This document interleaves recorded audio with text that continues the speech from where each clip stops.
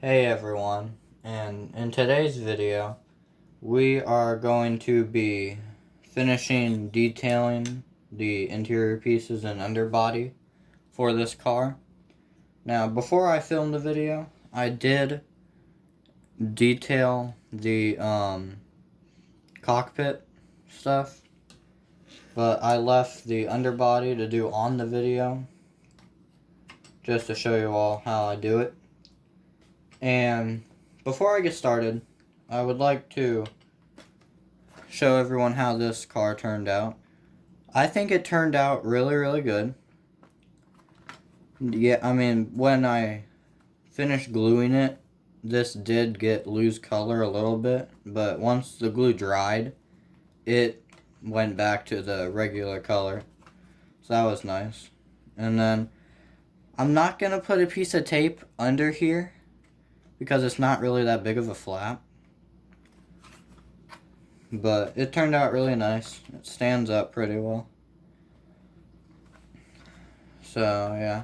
I'm going to be packaging this car up in one of these too. I still have to spray paint the hood so I can decal that. But, yeah. So that turned out really nice. And I'm going to get started on detailing the bottom. Now, I detail the exhaust thing.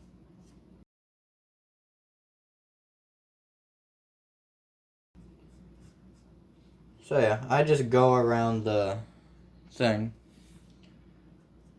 with the black. And then sometimes I mess up a little bit like that. Not too big of a mess up. Just gotta be careful sometimes.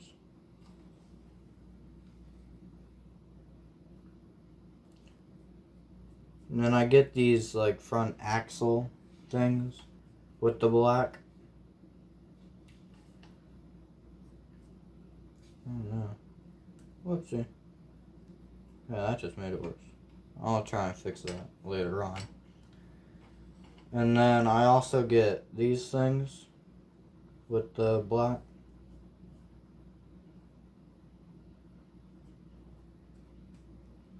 I am not doing so good with this. That's surprising.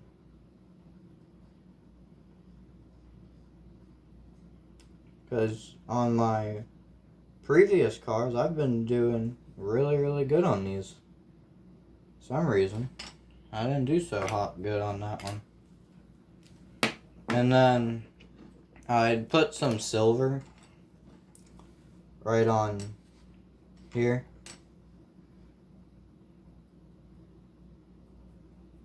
Just to give it a nice look.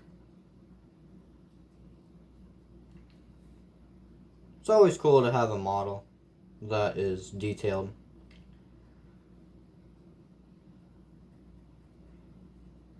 Just gives it more neatness to it. Now yeah, I did mess up there, but nothing I can do about it. So we're going to let this dry for about a minute or two, and we'll be back to put together the car. Alright, now to put the windshields in, I just grabbed the windshields. I put this in, and I put my finger here and my thumb here so I can direct the windshield, because I have to get it back over the rivet, which is kind of hard. So I'm going to get that back on.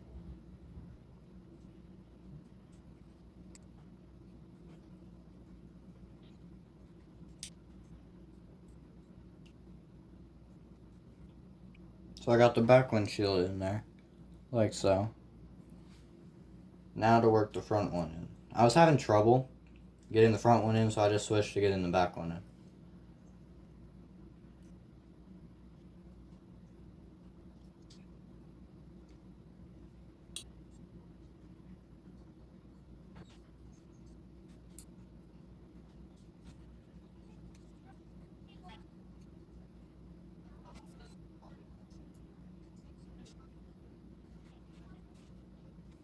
Alright, so I finally got the front windshield in. Now, it is out just a hair, but I mean, it looks good. It doesn't really look like it's poked out, but with it being right on, like on track, like just like this side is, this side window, it would be pushed way in. So really, it doesn't look bad, so I'm just gonna leave it like this. And then I have a piece of toilet paper for padding, so I don't put it on this board. And then I have a piece of paper to lay it on. And then I'll just take the glue and get it working down here. And then I'll just put it on top of here, on top of the rivet.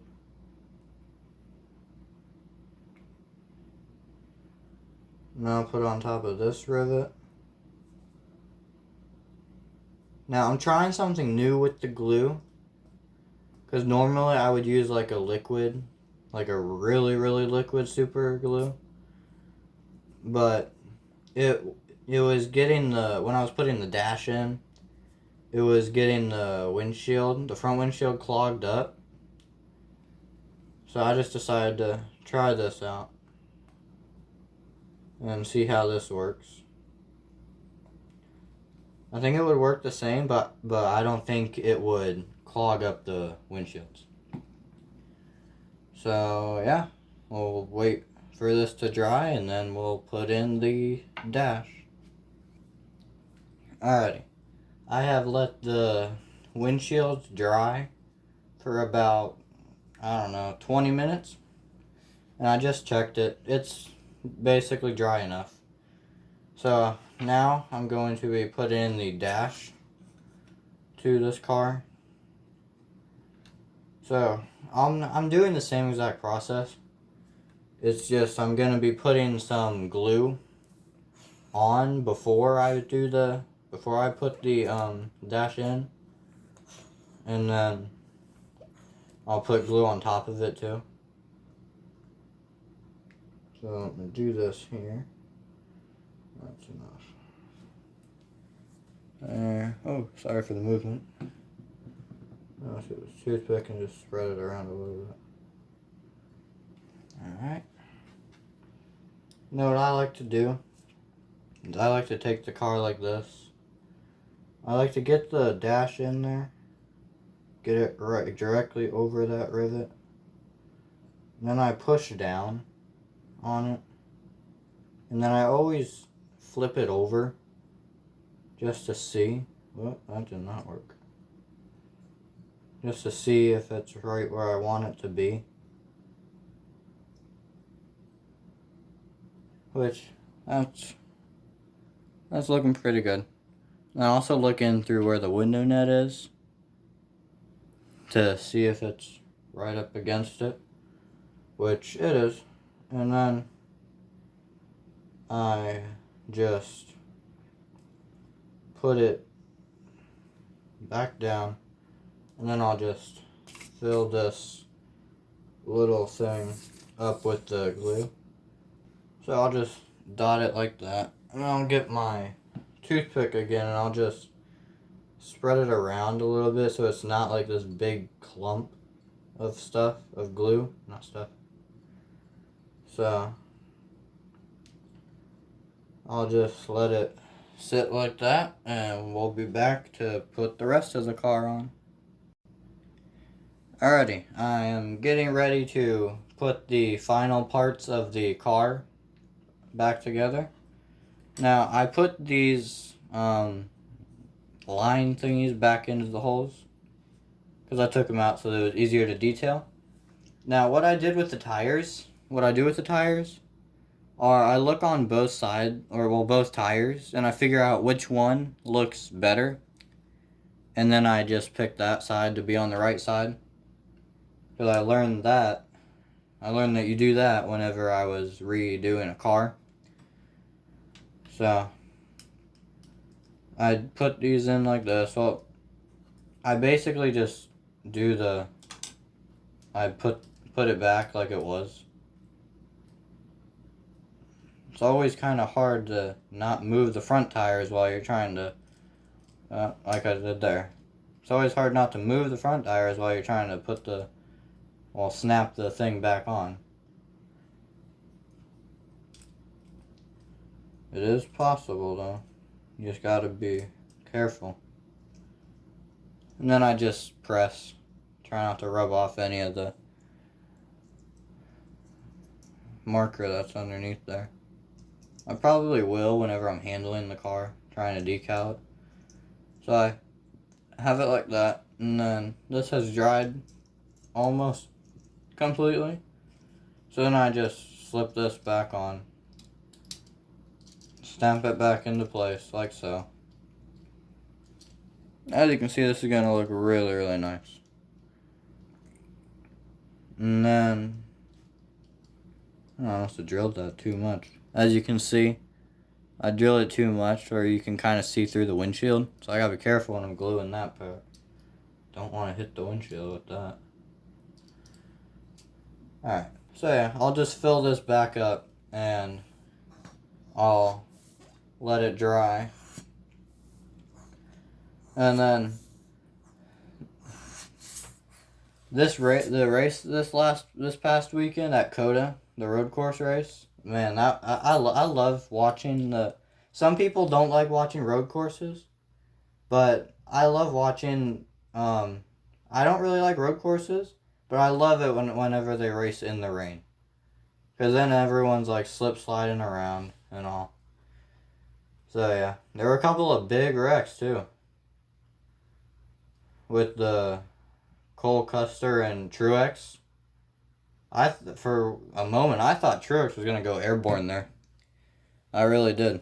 Because of how hard Cole Custer hit him. I thought for sure he was going to go airborne. But he didn't, luckily.